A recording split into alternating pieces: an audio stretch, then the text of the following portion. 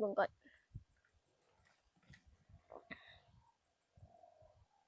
ใช่บ่ยังเห็นบ่ยังอยู่มันยังออกอยู่มันสิออกอยู่เนาะอันนี้แบบมันบ่ค่อยตายก็ถือว่าบ่ต้องปลูกเขาถึงเฮาสิปลูกเขามันก็ถือบ่ได้อยู่ดี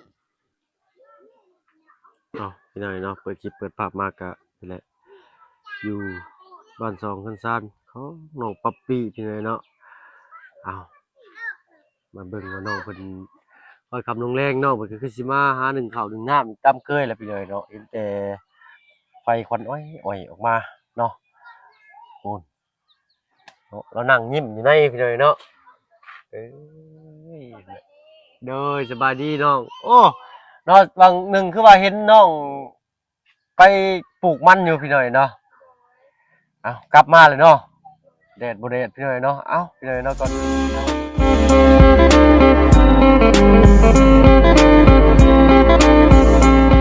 ทายพี่น้องเด้อเนาะกับทักทายสบายดีผู้ใหญ่ใจดีแล้วก็ FC เบิดทุกท่านที่เข้ามาหาชมช่อง YouTube บ่เพิ่งเคยหลายคือเก่าบ่ว่าฝั่งไทยฝั่งลาวแล้วก็ทั้งฝั่งต่างประเทศก็ยินดีต้อนรับเข้าสู่ช่อง YouTube บ่เพิ่งเคยหลายเช่นเคยพี่น้อยเนาะมาเบิ่งน้องเพิ่นยามค่ำแลงอีกคือเก่าเนาะตอนแรกทางอ้ายคิดว่าเจ้าไปเวียกเด้เนาะโอ้บ่ได้ไปเนาะโอ้พักเวียกไปชวนน้าแม่ไปซอยหมู่พร้อมบ่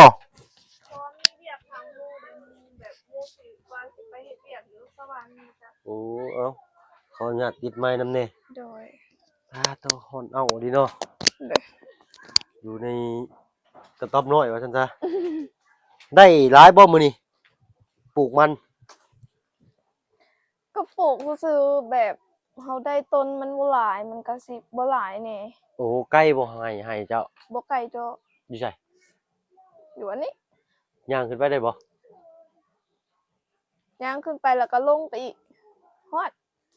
ย่างขึ้นไปแล้วก็ลงไปอีกเด้อแล้วก็ฮอดเด้อโอ้ได้หลายบ่มื้อนี้บ่หลายปานใด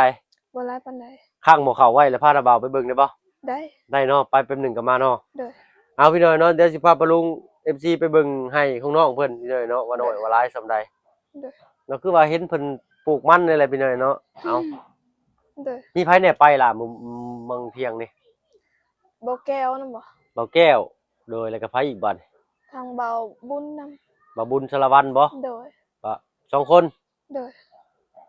2คนบ่ไปนำเจ้านะโดยพี่น้อยเนาะถ้าบ่เพิ่งเดี๋ยวสิพาปะลุง FC ไปเบิ่งตื่มอีกพี่น้อยเนาะว่าฮอดไสหลายบ่ล่ะน้อยเดียวน้อยเดียวโดยเอาง่ามันนี่เบิ่งยังบ่พอบ่ต้นมันน่ะยังเพราะว่ามันตายเบิดเฮาเฮ็ดจั่งใดสิได้บัดนี้ไปขอเรือไปซื้อขอน้ำเพิ่นแบบบ่มีนะแบบคือมันตายเบิดก็มีแต่สิใส่เข้าอีกใส่เข้าโดย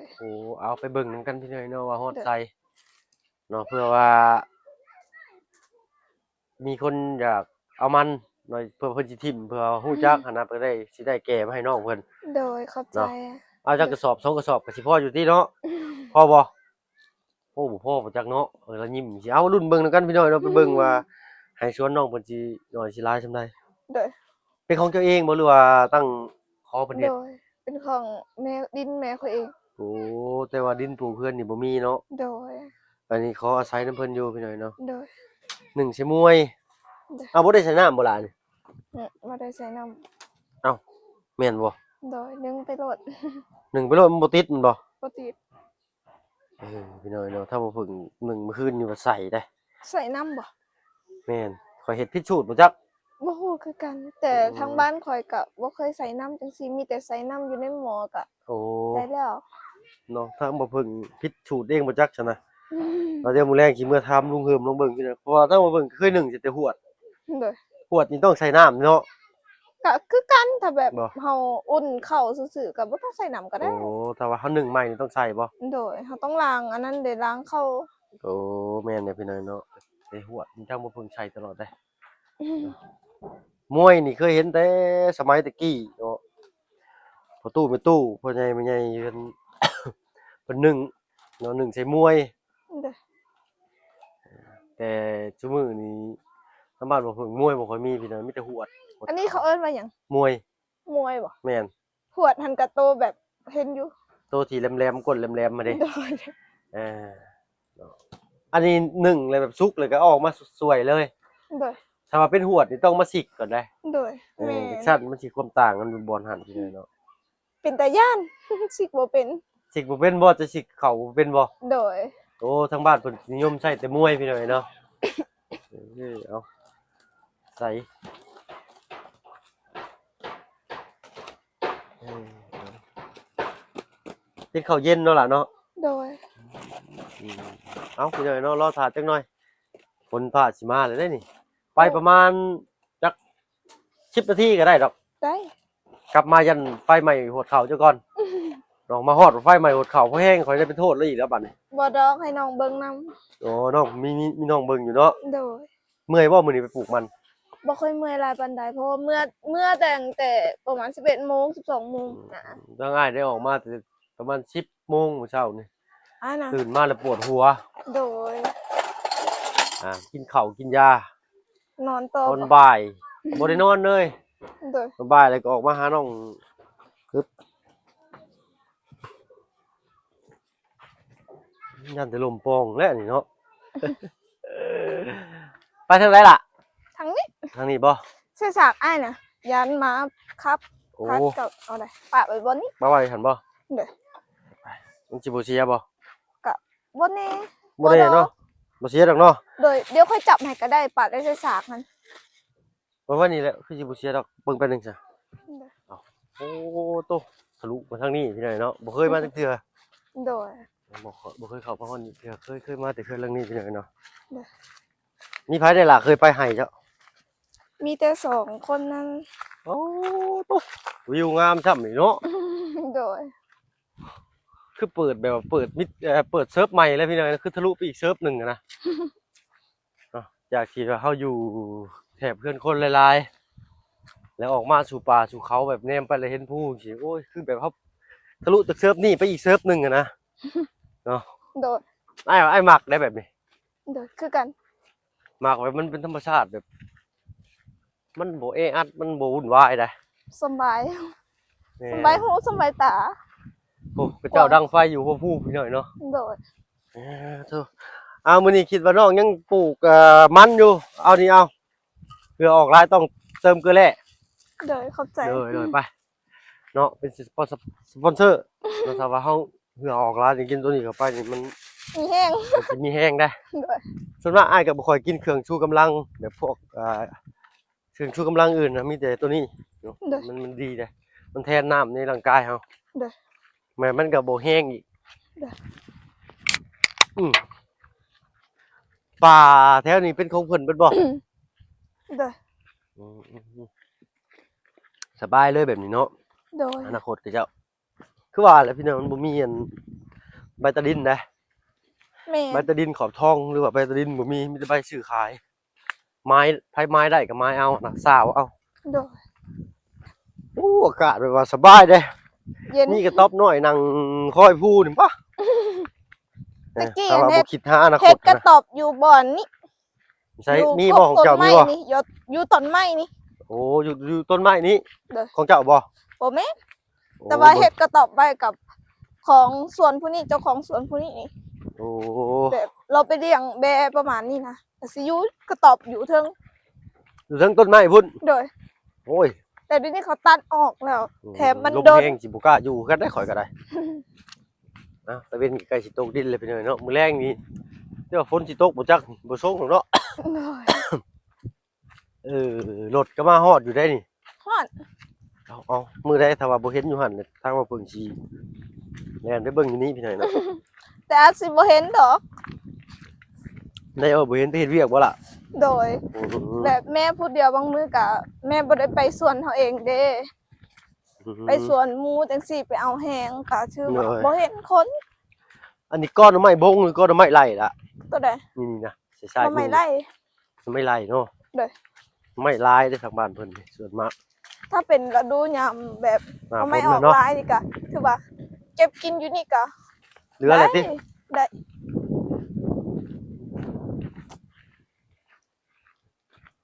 คำมามันคือสิเงียบๆเด้บาดนี้เนาะ ว่ายันในฝนตกอยู่ทางเนี่ยฝนตกมายันฟ้าแตกแต่ฟ้าแตกฟ้าห้องนะ ธรรมดา แต่ตึมต่ำมามันบัดอยู่สูงเนี่ยพี่น้องอยู่ใกล้เมฆยันอยู่ค่อยยันฟ้าผ่าแป้งลงมาหั่นน่ะเรียบร้อยเนาะ บอกลูกบอกเมียนะกับบ่ทันนะได้อเจ้าเอ้ย อยู่ไกลซ้ำบอก ว่า พันทั้งหน้าจอโทรศัพท์เอ้า อืม นี่ ฮอดแล้ว ขอแล้ว นี่ เดี๋ยวไกลบ่ ก็ประมาณ จาก 100 เมตร200 เมตร 100 เมตร ประมาณ200 เมตรได้อยู่พี่น้องเนาะได้ล่ะแม่นเบิดนี่ โดย โอ้ ก็บ่ เบิ่ง ค่อย นี่ หลาย เนาะ ปานใดเนาะ โอ้งามไปดินแล้วกับพี่น้อยเนาะถนนหนทางก็มาฮอด เด้อ อันนี้เขาไปพูดเนาะ เพราะว่าคันบ่ฮอดแล้วเฮาสิแก้มันได้แนวใด มันก็ แม่ ต้อน งฮอดเป็นธรรมดาอยู่ ทางในนี่เพิ่นเฮ็ดทางเข้าไปจนฮอดเลยติ โดยทั้งในนี่ก็เป็นดินของสวนมันของ อันนั้นของนาบ่าวเฮา โอ้ของนาบ่าวจะอยู่ในเนาะเพิ่นปลูกช่องข้างนี้ แต่ละปีได้เท่าไหร่ล่ะนี่ บางปีก็ได้อยู่5ล้านบางปีก็บ่ฮอด จ้างเพิ่นพอดได้ซะอันนี้ปักใหม่บ่ หากระปักมาเช้านี้ มันแบบมันตายเบิดแหละพี่น้อยเนาะเอาบ่ต้องไขอีกบ่ บ่ได้ยังบ่ตายได้ ยังบ่ตายบ่ นี่เปิดเบิ่งก่อน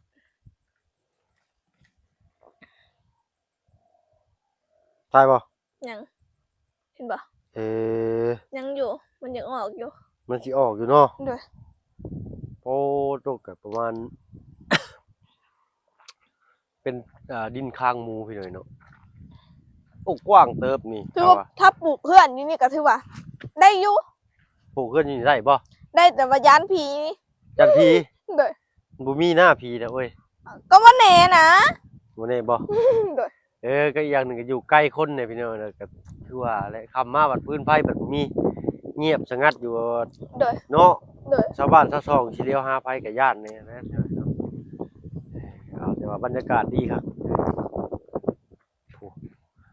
อันนี้ฮะกระทางปีนี้บ่ล่ะโพนนี่ทางแต่หลายปีแล้วบ่ คนอันนี้บอก แม่นแหละ เมนหากระถางปีนี้ อืม แบบคือกับ ไม้แบบนี่แค่เท่าแบบเขายังมางแบบห้องไปถางให้บ่แบบ แม่นเลย แม่นบอกเขาเอิญแบบนี้บ่ แม่นไปทางให้ โดยสมพอหมู่เขาบอกว่าเขาถามหมู่เขาจะไปสายไปถางให้ยังไปถางให้ อืม ไป บ้าน อัน จะ นั้น เอิ้น บ่ ได้ ไป จ้ะ ปลาตาต้า อืมคือกันชื่อไปทางให้นี่คือนี่ได้นี่ซึ่งมันหกจังซี่บ่เพิ่นก็ไปทางออกเพื่อทางให้ทางให้แล้วปุ๊บเพิ่นจะเฮ็ดเป็นหน้าเพิ่นก็เฮ็ดเป็นหน้าเหมือนเพิ่นเอิ้นไปทางให้ทางหน้าว่าซั่นซะเนาะเพิ่นนักเว้า แต่เขายังบ่ฮู้แต่แบบว่า ไปให้ไปสวนจังซี่ อ๋อไปให้ไปชวน โดยแต่ไปทางให้ยังบ่ฮู้เด้ วง ได้ยินแต่ห ทาง มู่ ให้ เคยบอกว่า ไปไสมื้อนี้ไปทางให้ อืม ยังไปทางให้ เจ้าก็เลยบ่ฮู้เลยเนาะ โดยบ่ฮู้ เอาปีนี้ขอให้มันราคาดีหัวใหญ่พี่น้อยเนาะน้องเพิ่นสิมีรายได้เนาะ โดยเอาให้มีรถ ขอให้มีรถ พอได้ขี่ไปเฮ็ดเวียกเนาะ โดย เอาคอยจะสมพรปรารถนาหลายเนาะ โดย พุ่นน่ะก็จะปลูกหยังหลากเขียวๆน่ะอยู่ มัน มันบ่ โดย เขาก็เจ้าคือออกก่อนล่ะ กะเขาปลูกก่อนเด้ โอ้อันนี้ปลูกยามใดก็ได้บ่มันนี่ ยามใดก็ได้ แล้วแต่ว่างเนาะ โดยเพราะว่าแบบเขาปลูกยามนี้เขาก็ต้องได้ขุดยามนี้กันแบบเขาขุดเดือน12หรือ แล้ว ว่า ก็ เดือน ได้คนที่จอง 10มันก็สิหัวน้อย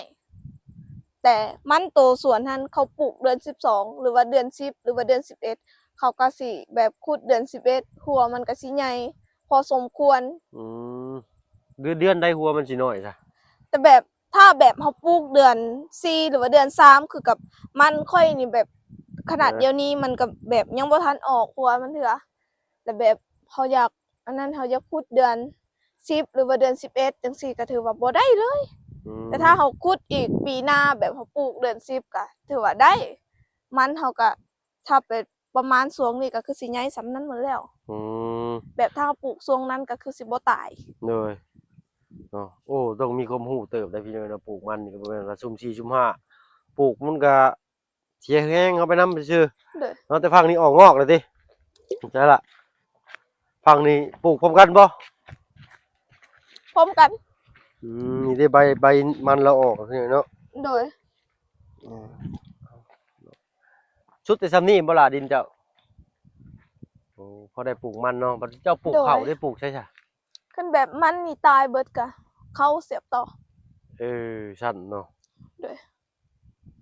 อ้าวสมมุติว่ามันติดเบิดเด้ก็บ่ได้ปลูกแต่ว่าข้าว